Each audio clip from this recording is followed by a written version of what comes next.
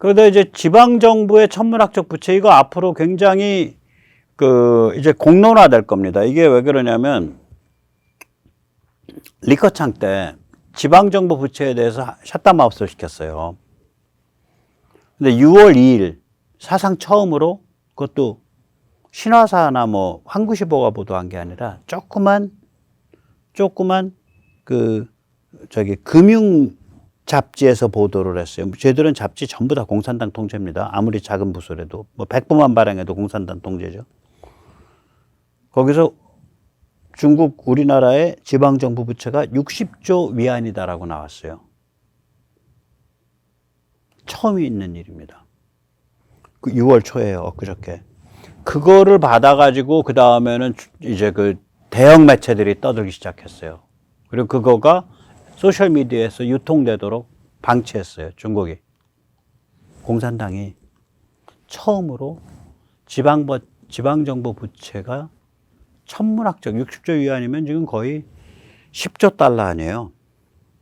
10조 달러라고 처음으로 인정한 첫 사건입니다. 이게요, 시진핑 취임 때만 해도 7조 위안이라 그랬거든요. 1조 달러. 근데 확 바뀐 거예요.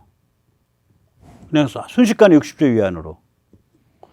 이거 뭐냐? 두 가지인데, 하나는 더 이상 이제 숨길 수 없는 상황이 오고 있다라고 판단했을 수 있어요, 공산당이. 두 번째는, 이거, 공무원 이끌던 리커창이가 다 이거 국가 살림 잘못해서 일어난 일이야. 리커창한테 뒤집어 씌울 준비. 리커창을 부패 혐의로 구속해서 숙청하고 지가 잘못한 거야라고 찍어서 죽일 준비하고 있는 거 아니냐. 리커창이 아마 밤잠 못 잘 겁니다, 지금. 특이점이 오고 있어요. 실제 부채 규모는 이거보다 크다 그래요. 실제 부채 규모는 60조 위안이 아니라 161조 위안. 23조 달러. 골드만삭스 기준입니다. 23조 달러. 우리로 치면 한 3경 내죠, 3경. 우리 한화로 치면. 3경, 예, 3경, 예. 좀 크죠? 3경이면, 네. 예, 3경이면, 10%면 3천조, 예. 예. 우리로 치면은, 예, 그렇게 되는 거죠, 3경. 지방정부 부채가. 이게 특히 이제 지방정부가 세운 회사, LGVP라 그러죠. LGFV. 그러니까 Local Government Financing Vehicle. 그러니까 이제 지방정부에서 되게 부동산을 매각할 때 중간에 끼우는 회사죠. 여기를 내세워갖고 은행에서 돈 빌린 거죠. 즉, 지방정부가 세운 회사를 통한 우회 부채가 공식 부채보다 훨씬 커요. 그러니까 공식 부채가 60조 위안이다라고 만약에 한다면 160조 위안 맞다. 지방정부 쪽이. 그러니까 골드만삭스 꽤 맞을 거예요. 꽤 정확할 겁니다. 그래서 이게 아무튼 이제 중국이 공식적으로 인정하는 게 거의 10조 달러까지는 갔고요. 60조 위안이니까. 저게 23조 위안이냐, 골드만삭스처럼. 혹은 23조 위안과 23조 달러냐, 아니면 10조 달러와 23조 달러 사이에 어디 중간 어디냐, 뭐 그건 잘 모르겠어요. 예, 지방정부의 천문학적 부채가 있습니다. 제가 이제 아까 중국의 퍼펙트 스톰 중에 몇 개만 뽑아서 말씀드리는 거예요. 제일 이제 중국의 문제는 뭐냐면 구조조정 셀프 메커니즘에 결여되어 있는 거죠. 이게 뭐냐, 한국을 생각하시면 돼요.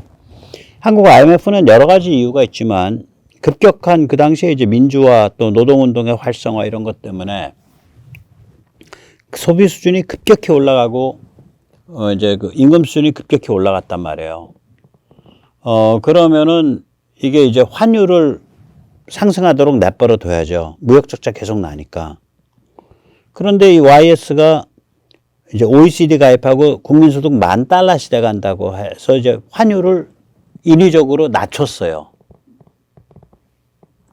그러니까 저거 한 인간이랑 똑같아. 파키스탄의 임란칸, 파키스탄 경제 말아먹은 놈, 파퓰리스트.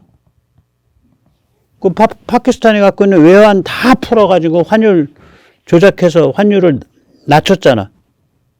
파키스탄 거덜나 버렸잖아. 그래서 펀더멘탈은 강한데 금융 정책을 잘못 풀어가지고 당한 거거든요, 저게. 그리고 갑작스런 그 상승. 그러니까 저럴 때는 그냥 물가 오르고 튀게 놔버려둬야 돼요. 근데 그거를 그래서 이제 그리고 이제 두 번째는 이제 그 내부적으로 구조 조정을 못하게 못을 박았죠. 그 대못 박은 게 두 명이 대못 박았는데 한 명이 망치로 땅 치면 또 한 명이 뒤에서 땅 치고 땅 치고 땅 치고 누구냐? 김대중, 이회창. 김대중, 이회창. 그 못의 이름은 뭐냐? 기아자동차 부도. 그리고 금융위기. 기아자동차가 부도가 났을 때 그거를 기아자동차를 제대로 수습해서 그때 삼성이 인수하겠다 그랬거든요. 그게 넘어가야 되는데 국민기업을 왜 삼성에 줍니까? 그래서 그때 김원기의 동생인가 뭐 형제가 아무튼 거기 법정관리인이었죠. 그래서 그거 뭐 떵떵거렸죠. 예. 그래서 기아자동차를 안 넘겼지 삼성에. 그 수습이 안 되는 거야. 그러니까 이게 경제체제, 경제관리체제, 시장체제에 대한 야 저거 제대로 돌아가겠냐라는 그 의심이 꽉 차올랐죠. 거기다가 마지막으로 IMF랑 그러면 구제금융 해줄 테니까 이렇게 금융개혁 해라 이렇게 이제 딜을 쳤어. 강경식 부총리가.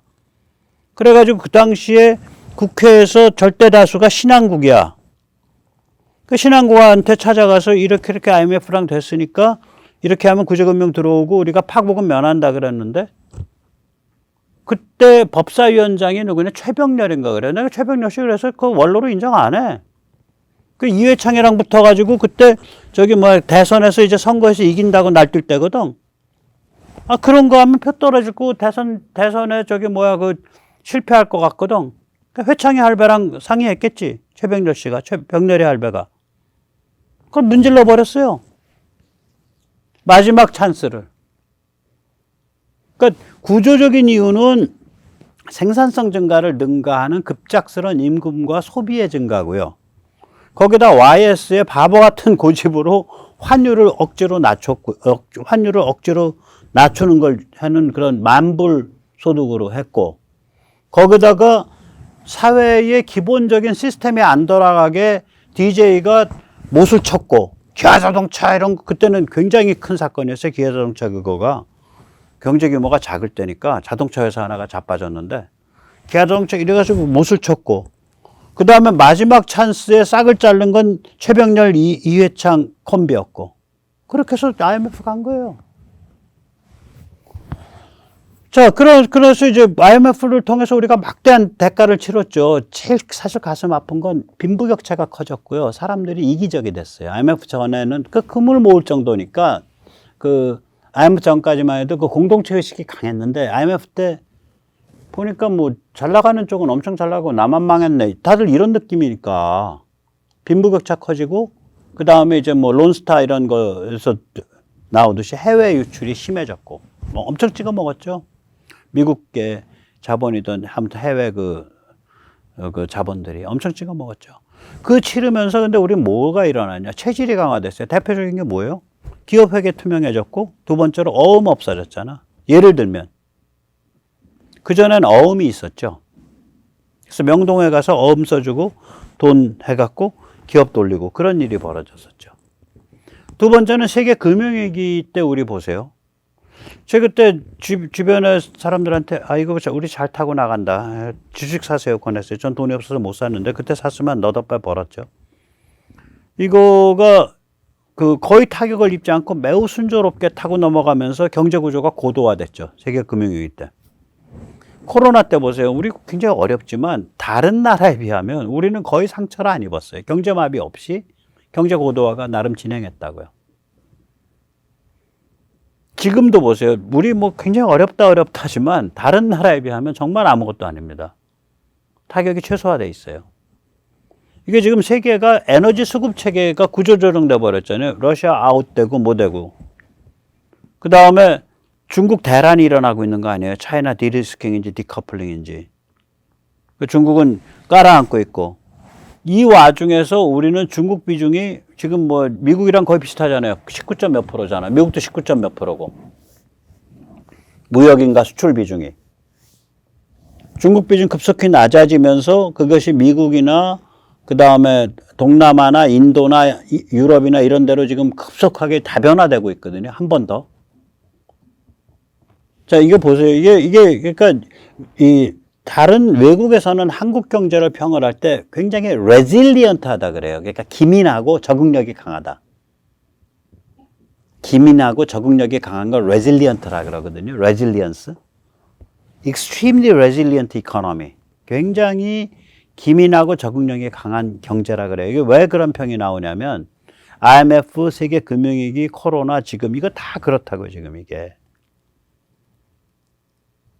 전부 그런 일들이에요.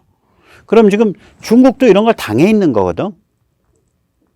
그럼 여기서 뭔가 새로운 다이내믹이 생기고 혹은 내수가 고도화되고 이런 게 일어나야 되는데 그런 쪽으로는 전혀 가는 기미가 없어. 그러니 큰일 난 거예요, 저거 지금. 그러니 큰일 난 거예요, 저게. 그럼 도대체 왜 고도화되고 내수가 고도화되고 새로운 다이내믹이 왜 못 생기는데 싹을 다 잘라. 누가? 중국 공산당 시진핑이가. 왜 잘라? 제가 말했잖아요. 당이 국가 위에 있거든. 그리고 당은 1인 황제 체제가 하고 있잖아. 공산당 및 그 1인 황제 체제가 국가를 약탈하고 국가를 절대적으로 지배해야 된다라는 게 제1위적 명제고 경제가 발전해야 되고 민부가 발전해야 되고 이거는 오히려 싫은 거예요. 어떤 면에선. 민부가 너무 쌓이면 대가리가 굵어서 말 안 들을 거다. 딴 생각한다. 민간 기업이 해외적으로 해외에 돌아다니면서 여러 가지 네트워크하면 쟤들 말 안 듣는다. 컨트롤 벗어난다. 죽여. 이렇게 되는 거지. 그렇게 해서 총 맞아서 거의 빈사 상태가 간 게 지금 알리바바 아니에요. 디리추싱 이런 거. 그러니까 이게 그러니 뭐 구조조정 셀프 메커니즘이 돌아가겠어요? 안 돌아가지. 위기 속에서 새로운 다이내믹이 생기고 새로운 활력이 생기고 새로운 요소가 생기고 새로운 유전자가 생기는 게 일어나겠어요? 안 되죠. 전혀 안 되는 겁니다. 골아픈 겁니다. 예. 자, 이제 다시 러시아로 오겠습니다. 중국 이런 상태에서 이제 최종적인 잘못을 범한 게 러시아 건이죠. 그래서 외통수에 걸려버린 거예요. 이게 뭐냐면 러시아가 앞으로 이제 전쟁은 끝난 거예요. 사실은 제가 보기엔 전쟁은 끝났어요. 핵 안 쓰면 끝나. 핵 못 써 근데. 그러니까 전쟁을 못 끝내서 전쟁이 지속되고 있는 거지. 전략적 의미에서 전쟁은 이미 승패가 난 전쟁이에요. 그래서 러시아가 중국과 악의 축을 강화한다면 무슨 일이 벌어질까? 미국과 EU가 엄청나게 중국을 억제하는 중국 죽이기 작업이 한층 더 강화되죠. 왜냐하면 두 개의 대형 사고 치는 놈들이 형님하고하면서 손을 잡아. 그걸 딱 전제로 하고 지금 그 상태잖아요. 그 억제는 게 점점 더 심해진다고요. 즉 다시 말하자면 러시아가 중국의 꼬붕이 될수록 서방의 중국 옥조이기는 더욱더 강화된다. 이렇게 되는 거예요. 그러면 러시아가 정치 변혁을 일으키면 친서방으로 돌면 어떨까? 중국은 글로벌 질서에 맥없이 굴복해야 돼요. 저런 일 벌어지면요. 중앙아시아 그러니까 중국 빼고 다 친서방으로 가요. 저런 일 벌어지면. 러시아가 무릎을 꿇고 다시 친서방으로 가. 정치개혁이 일어나면서 아프리카까지 일거에 전부 그냥 이 친서방 국가들 돼요. 중국 어떻게 힘을 써볼 수가 없어. 러시아가 정상국가를 향해 변해가면 중국은 판돈을 몽땅 털린 거지가 된다. 이렇게 되는 거예요.